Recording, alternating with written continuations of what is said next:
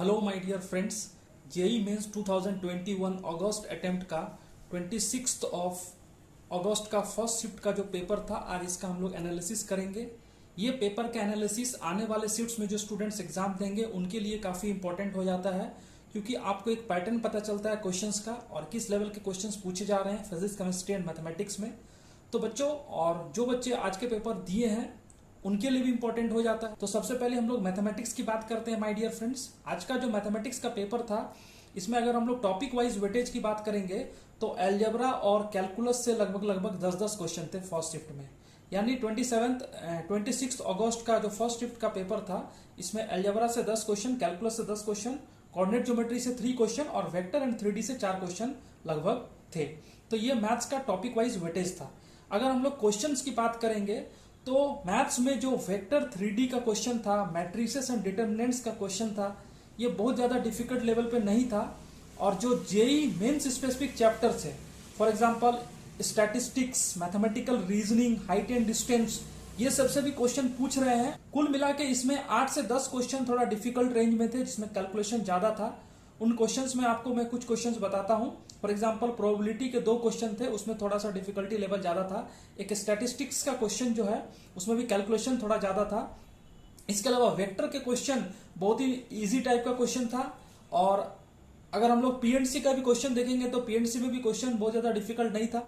Complex number का जो question था उसमें लोकस का कॉन्सेप्ट लग रहा था, रोटेशन थ्योरम का कॉन्सेप्ट लग रहा था, डिफिकल्ट लेवल में था। डिफरेंशियल इक्वेशन का जो क्वेश्चन था वो भी थोड़ा डिफिकल्ट था। डिफरेंशिएशन का भी क्वेश्चन डिफिकल्ट था। पैराबोला, इलिप्स और सर्कल का जो क्वेश्चन था वो नॉर्मल का एप्लीकेशन पर बेस्ड था। तो ओवरऑल मैथ्स का पेपर थोड़ा डिफिकल्ट लेवल में था।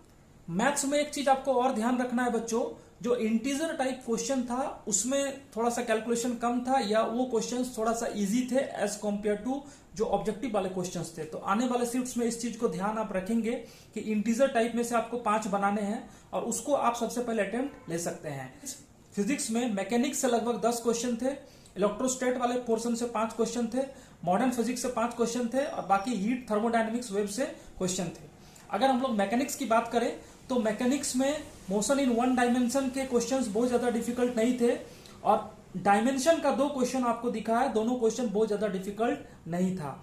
अगर हम लोग इलेक्ट्रोस्टैटिक्स की बात करें तो इक्विवेलेंट रेजिस्टेंस का 2 क्वेश्चन था, जिसमें से दोनों क्वेश्चन आपको स्टैंडर्ड बुक्स में मिल जाएंगे क्वेश्चंस। ठीक है। इसके अलावा अगर आप थर्मोडायनामिक्स का एक क्वेश्चन देखेंगे, उसमें आपको आइसोथर्मल प्रोसेस का पीवी का ग्राफ दिया हुआ था, उसमें पीटी का ग्राफ आपको निकालना था। मॉडर्न फिजिक्स में भी as usual radioactivity, Bohr model, ionisation energy, इस तरह के क्वेश्चंस उसमें थे। तो कुल मिला के फिजिक्स का पेपर भी जो है फॉर्मूला बेस्ड पेपर था, और इसमें आपको फॉर्मूला का अच्छे से रिवीजन होना चाहिए और चैप्टर्स का कवरेज भी होना चाहिए। और अगर हम लोग केमिस्ट्री की बात करें माय डियर फ्रेंड, तो केमिस्ट्री में ऑर्गेनिक केमिस्ट्री और इनऑर्गेनिक केमिस्ट्री का वेटेज ज्यादा था। लगभग आप ये बोल सकते हैं कि 70% पेपर ऑर्गेनिक और इनऑर्गेनिक का था, 30% जो है आप मान सकते हैं फिजिकल केमिस्ट्री से था।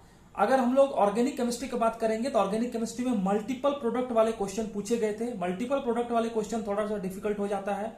इनऑर्गेनिक केमिस्ट्री में पीरियडिक टेबल, केमिकल बॉन्डिंग, उसके बाद में आपका कोऑर्डिनेशन के अलावा भी सारे चैप्टर से क्वेश्चंस कवर किए हुए थे। और एनसीईआरटी लेवल का जो रिएक्शन होता है या जो आपका स्ट्रक्चरल फॉर्मूला होता है, उन सबको आपको अच्छे से कवर करके जाना चाहिए। और फिजिकल के जो न्यूमेरिकल थे वो भी बहुत ज्यादा डिफिकल्ट लेवल में नहीं था। सबसे खास बात यह है कि फिजिक्स में एक क्वेश्चन था VRMS निकालना था, और केमिस्ट्री में भी एक VRMS को कंपेयर करना था। दोनों क्वेश्चन सिमिलर पैटर्न पे थे, मिलेंगे। तो अगर हम लोग कट ऑफ की बात करें माय डियर फ्रेंड, तो कट ऑफ इस पेपर में मुझे लगता है कि एवरेज से थोड़ा ज्यादा जाएगा। अब देखना यह है कि आने वाले शिफ्ट्स में किस तरह के पेपर आते हैं। तो चलिए बच्चों, अगर आपको ये सेशन अच्छा लगा है तो इसको लाइक एंड शेयर जरूर कर दो। नेक्स्ट एनालिसिस हम लोग बहुत जल्द अपलोड करेंगे। Thank you my dear friend.